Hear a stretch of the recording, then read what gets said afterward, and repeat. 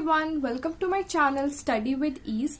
Okay, so blood relation reasoning trick, इसमें हम लोग देखेंगे जितने भी ब्लड रिलेशन के क्वेश्चन आते हैं बहुत सारे कॉम्पिटिटिव एग्जाम्स में, तो उनको हम लोग 2 मिनट के अंदर कैसे सॉल्व कर सकते हैं बाय यूजिंग दिस ट्रिक। तो मैं एक ट्रिक बताने वाली हूँ, या फिर आप बोल सकते हो कि एक तरीका कि उस ब्लड रिलेशन के जो क्वेश्चन है उसको हम लोग इजीली कैसे सॉल्व कर सकते हैं, और ये चीज आपके लिए बहुत ही ज्यादा हेल्पफुल रहेगा। So let's start.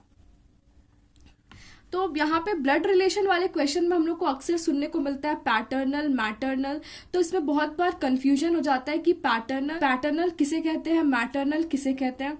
तो देखो याद रखना, पैटर्नल में पी है मतलब कि पापा बोल सकते हो, और मैटर्नल में एम है मतलब कि हम लोग इसे मम्मी बोल सकते हैं। ठीक है, अब देखो पैटर्नल मतलब पापा के साइड के जितने भी फैमिली है, जितने भी रिलेशन है।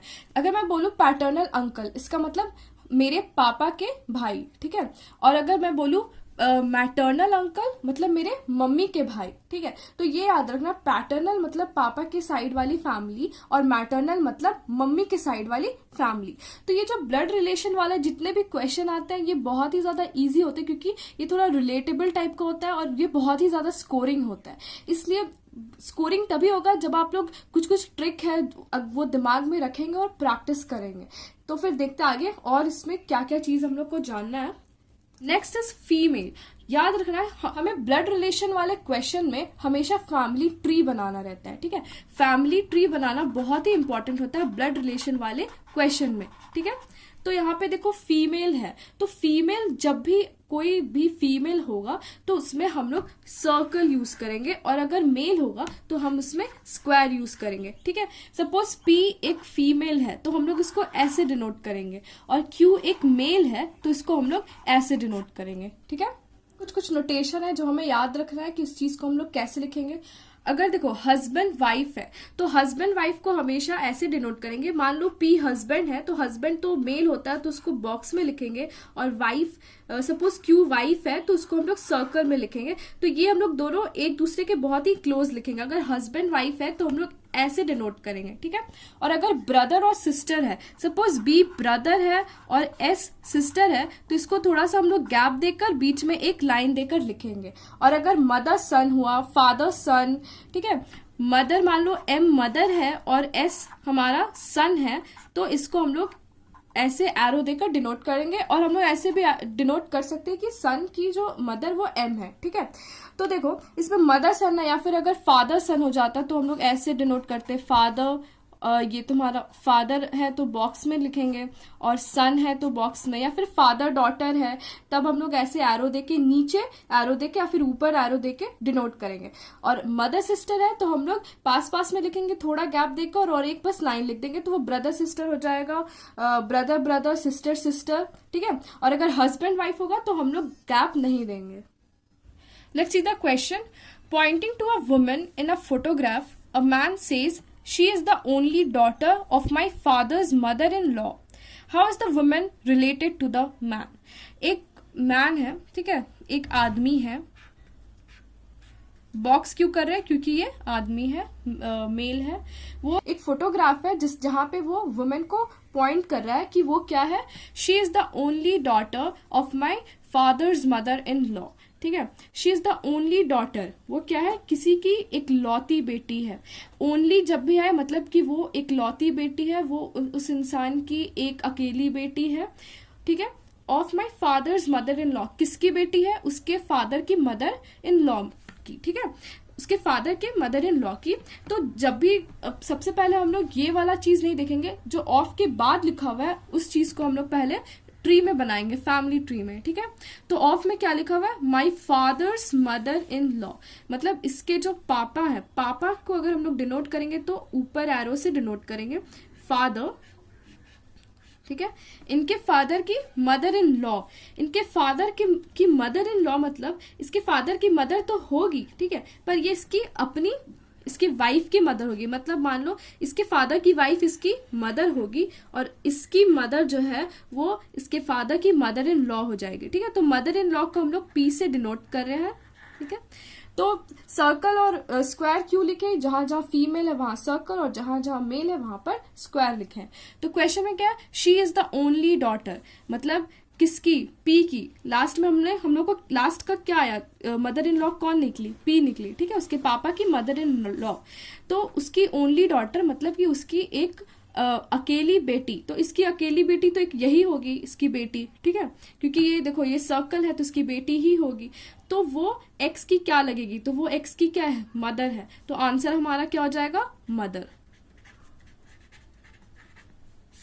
Let's see the next question. If A is the mother of B and C and D is the husband of C, then what is A to D? सबसे पहले जो भी क्वेश्चन में उसको हम लोग एक फैमिली ट्री बनाने का ट्राई करते हैं।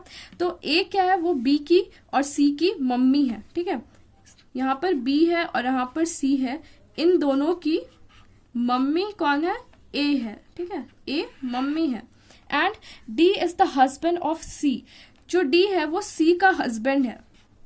तो सी का हस्बैंड है मतलब सी इसकी वाइफ हो गई, इसलिए इसको हम लोग सर्कल कर देते हैं, ठीक है। फिर क्वेश्चन में क्या है, then what is A to D, A to D मतलब कि ए जो है वो डी की क्या लगेगी। तो देखो डी की जो वाइफ है सी उसकी मम्मी, मतलब कि इसकी क्या हो जाएगी, मदर इन लॉ, ठीक है। देखो डी की मम्मी ए तो है पर वो अपनी मम्मी उसकी वाइफ की है, इसलिए वो मम्मी नहीं, सिर्फ मदर नहीं, वो मदर इन लॉ होगी। Let's see another question. Another question is, in a family there are 6 members P, Q, R, S, T and U. P and Q are a married couple. इसको हम लोग लिखते हैं, family में 6 members है, कौन कौन, P, Q, R, S, T and U, ठीक है। तो इसका अगर हम लोग एक फैमिली ट्री बना दे तो हम लोग को सारे क्वेश्चन का आंसर मिल जाएगा। तो सबसे पहले क्या दिया हुआ है, P and Q are a married couple. P और Q जो वो हस्बैंड वाइफ हो सकता है, सॉरी P और Q एक हस्बैंड वाइफ है। P being the male member,